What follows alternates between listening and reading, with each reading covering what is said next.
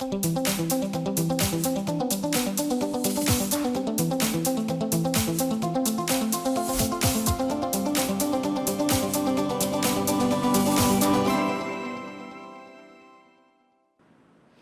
alunos! Olá, professores! Sejam todos muito bem-vindos a mais uma aula de Química. Eu sou a professora Cristiane Marques e agora vamos ver qual é o objeto de conhecimento da nossa aula. Objeto de conhecimento da aula 21, Dinâmica de populações, previsões sobre interações e transformações da matéria, modelo cinético molecular e reações químicas, genética de populações, herança mendeliana, saúde pública, epidemiologia e vacinação, e o detalhamento, fatores que alteram as velocidades das reações.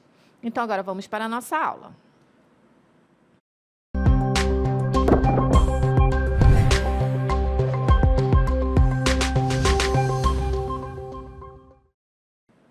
Bom, nesta aula nós vamos falar sobre os fatores que influenciam a velocidade das reações. E para a gente compreender esses fatores, nada melhor do que fazer uma analogia de levar a química do laboratório para a química da nossa casa. E o melhor laboratório que a gente tem em casa é a cozinha. O melhor laboratório que a gente tem em casa para compreender a velocidade das reações é a cozinha. Porque aqui a gente consegue observar, por exemplo, que a gente coloca alguns alimentos na geladeira para quê? Para conservar esses alimentos, né? Diminuir a velocidade das reações, então é um fator. A temperatura. A gente consegue aqui observar que se você quer cozinhar carne, quer cozinhar feijão, a gente consegue colocar para cozinhar de maneira mais rápida na panela de pressão. Então, isso daqui é um fator que é a pressão. A pressão influencia a velocidade das reações. Mas existem outros fatores que também influenciam a velocidade das reações. Tá? Esses outros fatores são superfície de contato, concentração, catalisadores, e são sobre esses fatores que nós vamos compreender agora. Então, aqui a gente consegue também observar que, se, por exemplo, você quer cozinhar cenoura, ou você quer cozinhar batata, ninguém pega a cenoura inteira e vai colocar aqui na panela. Geralmente, o que a gente faz? A gente corta, né? Deixa tudo em pedacinhos. Mas por quê? Para facilitar, para acelerar aí a reação, para facilitar o cozimento. Então, vai acontecer o quê? Um processo aí de aceleração da reação, né? Essa reação vai se processar de maneira mais rápida. É por isso que a gente corta alguns alimentos. É por isso que a gente corta os alimentos para a gente mastigar também, para acelerar aí a velocidade das reações. É claro que existem também reações que a gente, às vezes, precisa retardar, né? Por isso que entra aqui a temperatura, para retardar a velocidade de decomposição dos nossos alimentos, o ideal é a gente colocar depois aqui na geladeira por causa do fator temperatura. Então, vamos lá ver qual é o primeiro fator dessa nossa aula, o fator que vai influenciar a velocidade das reações. Vamos ver o conceito. É a superfície de contato. Quanto maior a superfície de contato, maior o número de colisões por intervalo de tempo. Então, assim sendo maior também a probabilidade de colisões efetivas, ou seja, aí obedecendo à lei da teoria das colisões, quanto maior o número de colisões efetivas, maior aí será a velocidade da reação. Então, é por isso que o aumento, por exemplo, da superfície de contato acelera a reação química. Do contrário, ou seja, quanto menor a superfície de contato, vai fazer diminuir a velocidade da reação química. Mas como entender isso daqui, né? Como compreender?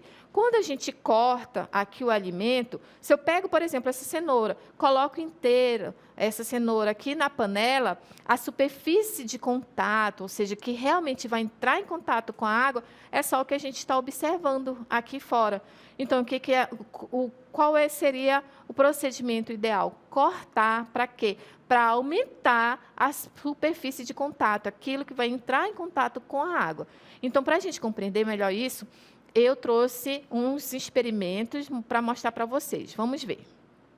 Olá, meus queridos, eu estou aqui para demonstrar um dos fatores que influenciam a velocidade da reação, que é o fator superfície de contato. O que é superfície de contato? Esse fator ele influencia na velocidade da reação. Quanto maior a superfície de contato, maior será a velocidade da reação. Então eu trouxe aqui alguns objetos, algumas substâncias para demonstrar esse fator, a influência desse fator. Tenho aqui comprimidos efervescentes, observem, um inteiro, um quebrado, e vou colocar aqui num copo com água. Tenho aqui também materiais que contêm ferro, e eu tenho aqui a batata, que é material que a gente tem em casa e faz o cozimento da batata, ok? Vou começar demonstrando para vocês a influência aqui no comprimido efervescente, para vocês observarem como é que é mais fácil a gente tomar o efervescente, como esse fator superfície de contato vai influenciar. Observe, se eu coloco um comprimido inteiro e um comprimido quebrado, vou colocar primeiro aqui o comprimido inteiro. Observe o que acontece e agora eu vou colocar o comprimido todo quebrado. Observem que a reação ela está se processando em velocidades diferentes. No comprimido inteiro, a reação ela se processa numa velocidade menor do que no comprimido quebrado. Por quê? Porque aqui o comprimido quebrado tem mais superfície de contato com a água do que no comprimido inteiro. No comprimido inteiro, ele está sendo consumido aqui ao redor, somente o pouquinho que tem contato com a água. No comprimido quebrado, observe, ocorre maior formação de bolhas, a reação se processa de maneira mais rápida. O mesmo acontece quando a gente tem lá na nossa cozinha uma palha de aço. Se eu for comparar uma palha de aço com um prego, se eu for colocar os dois ao mesmo tempo em contato, ou com a água ou com o ar, a palha de aço ela vai enferrujar muito mais rápido do que um prego. Por quê? Porque ela tem mais espaços vazios em que vai ocorrer mais contato com a água e com o ar do que com o próprio prego, né? Do que o próprio prego. O prego ele está mais sólido, não tem tantos espaços vazios como aqui na palha de aço. Então é por isso que quando a gente vai lavar a louça, utiliza a palha de aço de manhã e se você deixa em contato com a água, à tarde a gente já observa que já está quase todo enferrujado, ocorrendo ali o processo de corrosão. Por quê? Por causa da influência da superfície de contato. Esse é um exemplo. E o nosso último exemplo é o cozimento da batata. Por que a gente não cozinha a batata inteira? A gente prefere cortar a batata. Porque quando a gente vai colocar a batata ali na panela para cozinhar, somente essa parte vai entrar em contato com a água, que é a superfície de contato. Se a gente corta a batata aqui ao meio, essa daqui, a velocidade da reação vai se processar mais rápida que essa aqui. Porém, a superfície de contato só vai ser somente essa parte. Então é muito melhor a gente pegar essa batata e cortar em vários pedacinhos, porque a gente vai consumir menos gás, porque vai gastar menos tempo para ocorrer o processo de cozimento da batata. A superfície de contato aqui é muito maior do que aqui e é muito maior do que aqui. Então isso daqui é a influência da superfície de contato em alguns materiais e alguns exemplos que a gente tem na nossa própria casa. Muito bem, então agora sim ficou mais claro, né? A gente já compreende melhor por que a gente corta a cenoura, por que a gente corta a batata e coloca ali na panela para cozinhar, por causa da superfície de contato. Vai ser mais rápida, ela vai ficar mais molezinha, né? Elas vão ficar mais molezinhas com um intervalo de tempo bem menor. Então, esse fator, que é a superfície de contato, é um fator muito importante, né? Porque a substância, o produto que tiver em contato com a água, com o oxigênio, né, vai ali acontecer uma reação de maneira mais rápida ou de uma maneira mais lenta, né? Trouxe aí também o exemplo do comprimido efervescente. Então, se você, por exemplo, de manhã tem aquele hábito muito bom de tomar uma vitamina C, mas de repente você está atrasada, né? O que você faz? Ao invés de colocar o comprimido inteiro no copo, você vai lá, quebra e coloca ali no copo. Né? Por quê? Porque a reação vai se processar de uma maneira mais rápida. Você está aumentando a superfície de contato do comprimido com a água. E quer acelerar mais ainda a reação, ao invés de tomar esse comprimido em água gelada, você vai tomar esse comprimido em água natural. Porque aí vai ter um outro fator também, que é o fator temperatura. Quanto maior a temperatura, maior será a velocidade da reação. Então, se você estiver apressado para tomar a sua vitamina C, tritura e toma em água natural, porque você vai estar aí trabalhando com 2 fatores que influenciam a velocidade da reação, ok? Então, aqui mais de pertinho os nossos exemplos que eu coloquei aqui no nosso experimento. Observem aqui, né, o comprimido efervescente, quando colocado de maneira inteira, ele vai se processar uma reação mais lenta em comparação com o comprimido quebrado. E se você quebrar, macerar, ou seja, fazer bem menor, pulverizar, na verdade, esse comprimido, a reação vai se processar de maneira mais rápida ainda. E aí, a comparação que eu trouxe para vocês de prego, né, materiais ferrosos, prego e até mesmo aí a palha de aço, quer dizer que a palha de aço ela tem mais contato, porque ela tem mais espaços vazios, o prego é mais denso, né? Então, para ocorrer o processo de corrosão, o processo de oxidação do prego, vai ser muito mais lento do que na palha de aço, porque na palha de aço tem mais espaços vazios, melhor aí para entrar em contato com a água e com o oxigênio do ar, ok? E agora nós vamos ver outro fator que também influencia a velocidade da reação, que é a concentração. Quanto maior a concentração dos reagentes, maior será a velocidade de uma reação. Então, observem aqui, fazendo uma comparação de 2 recipientes. Né? No primeiro recipiente tem uma baixa concentração, então tem menos moléculas aí para entrar em contato, para colidirem entre elas. E aí, quando a gente aumenta a concentração, vai ter aí um maior número de moléculas, um maior número de colisões e, consequentemente, maior será a velocidade da reação. Então, quando aumentamos a concentração de um reagente ou de mais reagentes, a quantidade das partículas aí aumenta. Consequentemente, vão ocorrer mais colisões entre essas partículas e daí, então, a probabilidade de ocorrerem as colisões efetivas, ou seja, aquelas que resultam em reação, vai se tornar maior e, nesse caso, vai aumentar a velocidade da reação. Então, mas se, de repente, vai acontecer a diminuição da concentração, vai acontecer o inverso também. Ou seja, se diminui a concentração, diminui a velocidade da reação. Então, o que a gente faz aí? Uma comparação que, quando diminui a concentração dos reagentes, o número de colisões, nesse mesmo intervalo de tempo, também vai diminuir.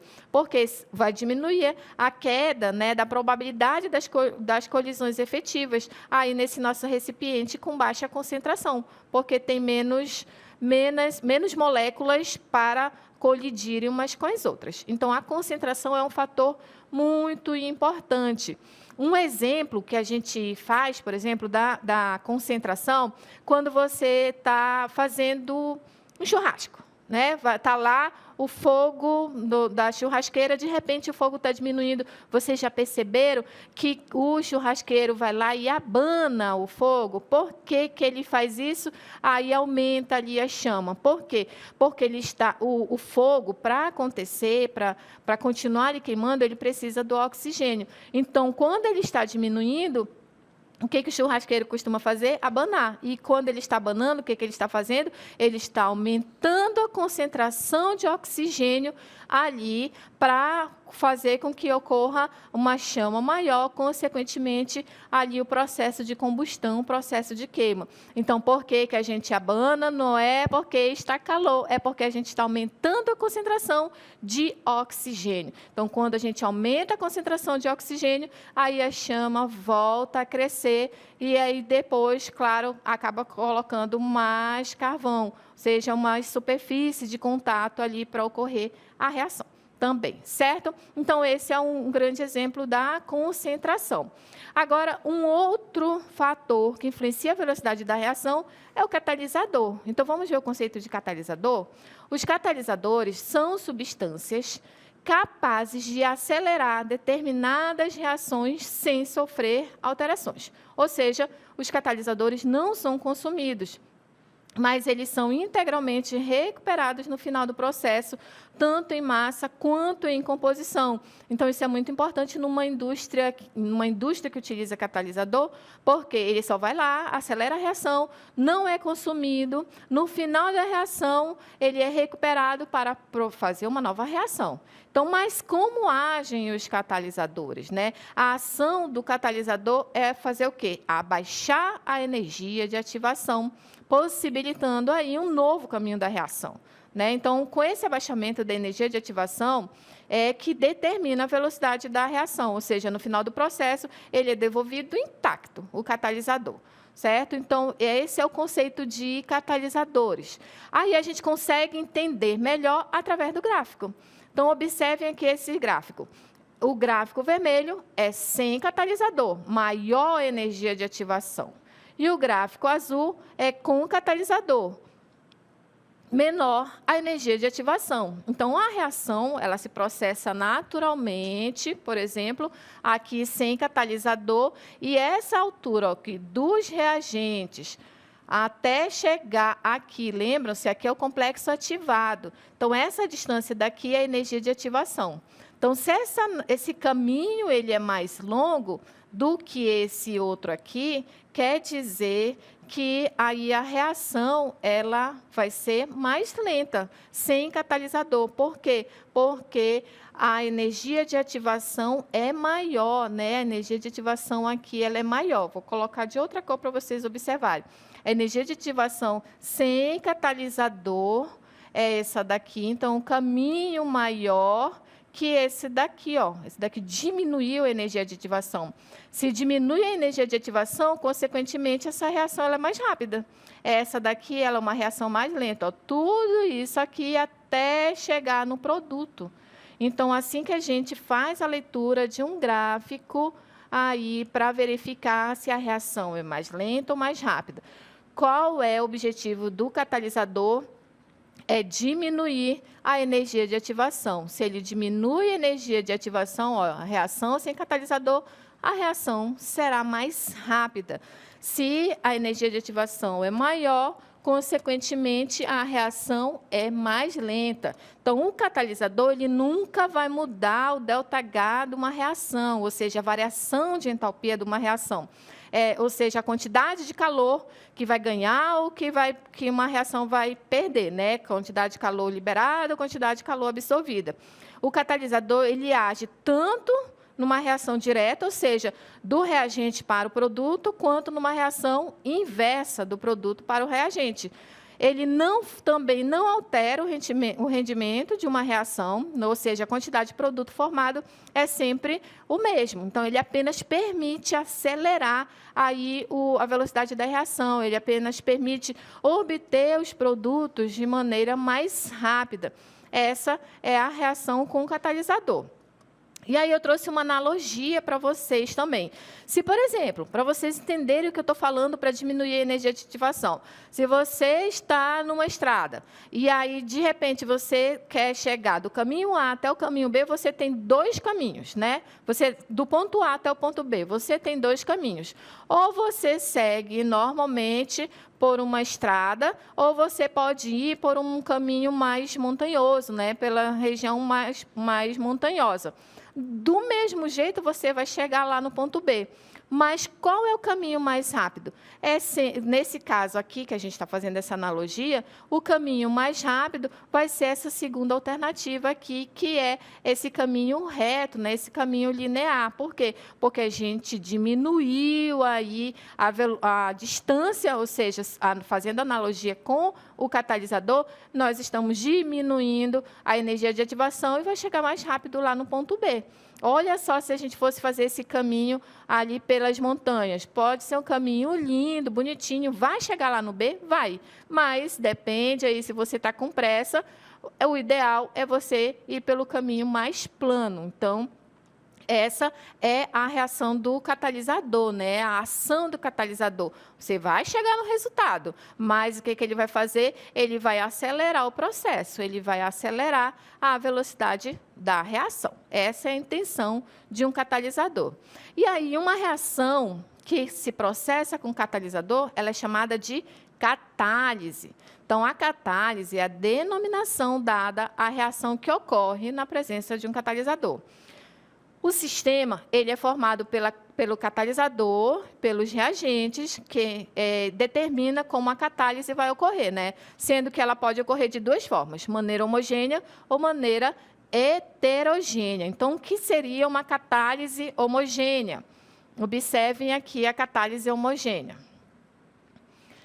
É aquela reação em que os reagentes e o catalisador formam um sistema monofásico, ou seja, eles estão no mesmo estado físico, ou seja, permanecem todos na mesma fase, mesmo estado físico. Por exemplo, esse aqui, ó, o SO2, ele é gasoso, o O2, ele é gasoso. Esse daqui são os reagentes.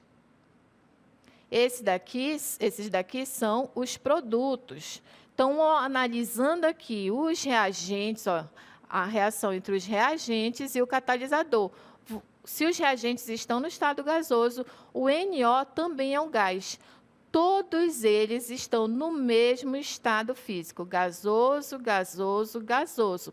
Portanto, isso aqui é uma catálise homogênea. Então, analisando uma reação química, isso que é catálise homogênea. Então, essa reação aí, a gente tem essa catálise homogênea porque tanto os reagentes, ou seja, o SO2, o O2, inclusive também o produto, que é o SO3, e o catalisador, todos eles são gases e acabam constituindo uma única fase. Ou seja, isso daí acaba se formando um conjunto homogêneo, né? Então, a catálise homogênea, ela ocorre geralmente em sistemas gasosos. A outra catálise é a catálise heterogênea. Então, o que é a catálise heterogênea? É aquela em que os reagentes eles estão em uma fase e o catalisador está em outra fase. Nesse caso, formando um sistema polifásico, ou seja, fases diferentes, ou seja, heterogêneo. Por exemplo, aqui, ó, a mesma reação, só que com catalisador diferente. SO2 é gasoso, o O2 é gasoso, produziu o O3, só que agora nós temos aqui um catalisador que é sólido, né? Esse catalisador, se ele é sólido, que é a platina, então, isso caracteriza uma catálise heterogênea, né? O que é essa catálise heterogênea? Por que ela é heterogênea? Porque a reação toda está no estado gasoso e esse catalisador está no estado sólido. Então, geralmente, a catálise heterogênea ela ocorre quando uma substância sólida catalisa uma reação entre gases ou líquidos. Tá? Então, para acelerar essas reações, são usadas metais como catalisadores, como, por exemplo, o níquel, a própria platina, que eu trouxe aí para vocês, e o paládio, correto? E aí, eu trago para vocês exemplos de catalisadores biológicos, que são as enzimas, né? Então, as enzimas são catalisadores biológicos. Por exemplo, aqui eu tenho a água oxigenada, ela está se decompondo em duas moléculas de água e uma molécula de oxigênio. Então, é isso que está acontecendo aqui, essa reação, ou seja, uma decomposição da água oxigenada. Onde é que a gente observa isso aí? Nessa decomposição da água oxigenada, geralmente, quando a gente coloca numa feridinha, vai ali cuidar da feridinha, a gente observa a formação de bolhas, quer dizer que está ocorrendo aí uma reação mais rápida. Isso que são as enzimas, são catalisadores biológicos, né? Vai formar aí esse gás, ocorre aqui a formação do gás e da água. certo? Então, é isso que está acontecendo aqui nessa reação. Ou seja, essa reação da quebra, né, da água oxigenada, que é H2O2, quando a gente coloca justamente numa feridinha, no machucado, e observa as bolinhas, quer dizer que está acontecendo aí aumentando a velocidade da reação, para poder depois sarar mais rápido ali essa feridinha, né? Isso que é o catalisador biológico, certo? E essa reação aqui que está acontecendo se chama também catalase, tá bom?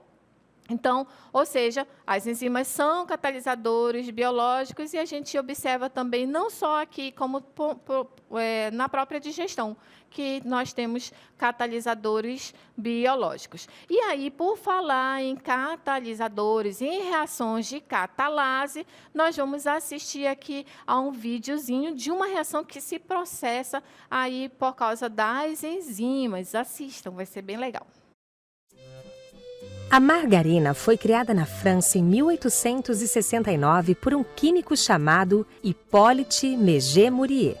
Na época, o imperador Napoleão III lançou um desafio para os cientistas: desenvolver um substituto barato para a manteiga, pois a manteiga era cara e escassa, e o exército e a população precisavam de uma alternativa acessível. Méger-Morier criou um produto à base de gordura animal, sebo bovino, misturado com leite e água, e chamou-o de margarina, inspirado na palavra grega margarites, que significa pérola, devido à sua aparência branca e brilhante. A obtenção industrial da margarina ocorre por meio de reações de hidrogenação, adição de hidrogênio, H2, em moléculas de óleos vegetais. Pensando nessa composição da margarina, talvez fiquemos até com um pouco de receio de comê-la, mas hoje o processo industrial de produção da margarina é bem diferente. Com o tempo, a receita da margarina mudou. No início do século XX, passou a ser produzida com óleos vegetais em vez de gordura animal. No século XX, técnicas de hidrogenação de óleos vegetais permitiram que a margarina se tornasse mais estável e cremosa. São feitas reações de hidrogenação, adição de hidrogênio com óleos vegetais. Esses óleos, éster de ácido graxo com propano 1,2,3-triol, são líquidos em razão da presença de muitas insaturações em suas longas cadeias carbônicas. Porém, com a reação de hidrogenação catalítica, essas ligações duplas são quebradas e transformadas em ligações simples. Isso causa a transformação do óleo em gordura semissólida, isto é, com a consistência mais pastosa, como a da margarina. Quase todas as margarinas consumidas no mundo são obtidas por meio dessas reações de hidrogenação. É por isso que as margarinas são conhecidas como gorduras hidrogenadas. Hoje, muitas margarinas contêm óleos vegetais insaturados, vitaminas e menos gorduras trans, tornando-se uma alternativa mais saudável à manteiga.